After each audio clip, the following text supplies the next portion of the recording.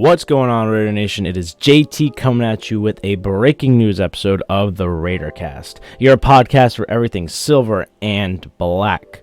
Today, well, yesterday actually, it was not today.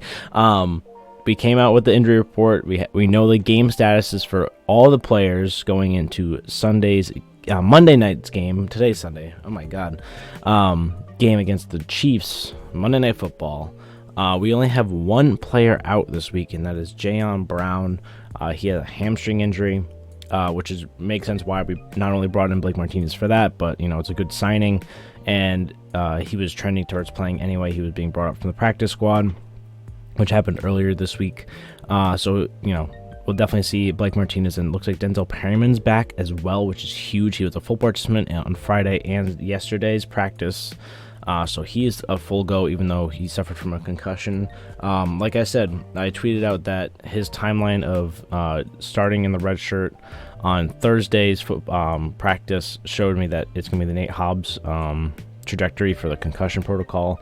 Probably not that bad of a concussion in terms of, or maybe those just, precautionary, concussion protocol. But it looked like he was, trending towards playing, and I tweeted that out, and it ended up he was playing. So I had the right read on that. Hunter Renfrow was finally back from concussion. He was full participant on Thursday, Friday, and Saturday. Derek Teamers, he had an illness early in the week, but he's going to be playing. Darren Waller, he's back. He was on a non-contact jersey, and apparently, according to some people, it was a concussion type of thing, but I guess he's fine. Sam Webb was a limited participant, and he's questionable to play, but I think he will play. Limited participation all week means that he'll most likely play if he's required to play, but he's not going to get a lot of snaps anyway. Rocky Sin is a fullback. He's playing the game unless he gets a healthy scratch, which I doubt, because we're going to need him versus the Chiefs. Foster Moreau is also back. He's listed as questionable, but I expect him to play at least a little bit this week.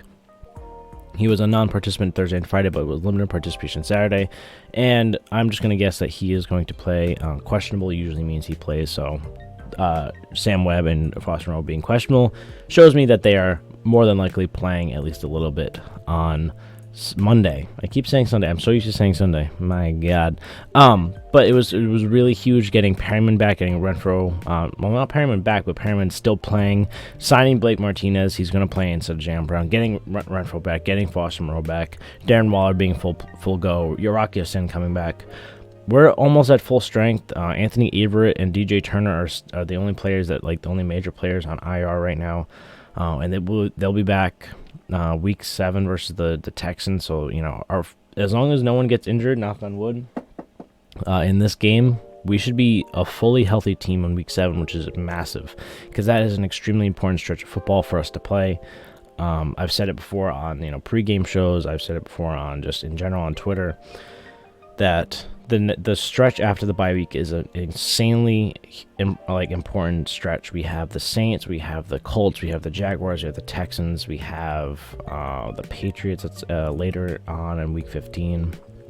We have very winnable games that if we're going 1-4 into the bye, which I think we will Monday night, as long as we look close, I think that's a good sign that we're trending upwards still.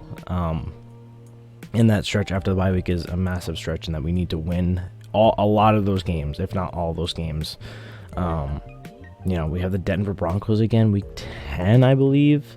I mean, we have a lot of winnable games, a lot of games that we should be favored in, especially if we play the Chiefs close or even win against the Chiefs, which I think we're going to play them close but lose. But if we win against the Chiefs, going into the bye week with that win in our head on Monday Night Football, with everyone coming back, our team will be in great shape. And even if we don't win, we make it closer, even if we just lose by a blowout, getting people back, getting the bye week to continue to work on getting out the kinks of the system, all that stuff, getting everyone back will be massive.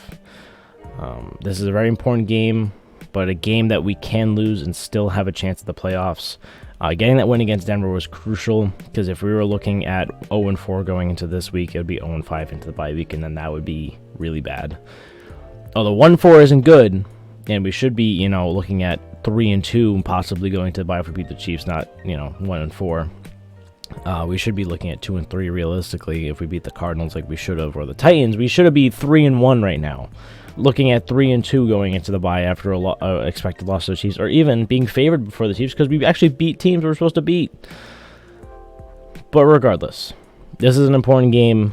You know, if we look good against the Chiefs, who have looked dominant against the Buccaneers, who looked dominant every game except the Colts game, which is just an insanely fluky game. You know, that'll be a lot of positivity going into the bye week and the weeks following. And the Texans are a great game to have after the bye, because if we can look like we dominate the Texans after the bye week, that shows the coaching is much better than it was in years past, where we had Gruden, you know, come in after the bye week or against an easy team and just blow it. You know, the Jets in 2019, you had the Falcons in 2020, you had the Bears in 2021. A lot of teams that were bad that we lost to for no reason because the coaching wasn't prepared enough for them. That didn't, you know, put the work in.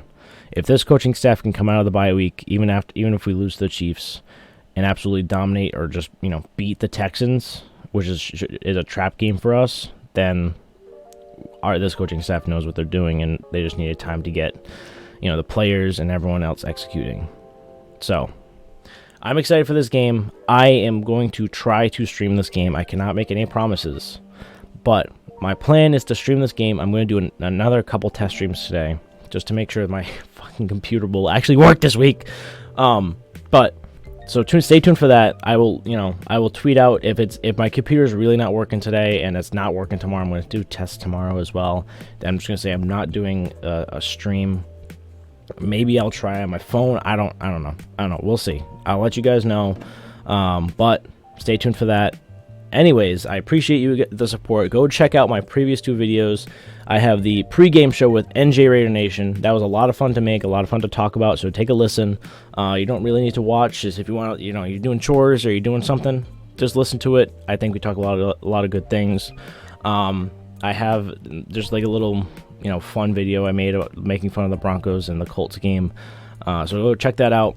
Anyways, thank you guys so much for the support. Go follow me on TikTok, Instagram, and Twitter. And I hope you all have an absolutely wonderful day. And peace out, Raider Nation.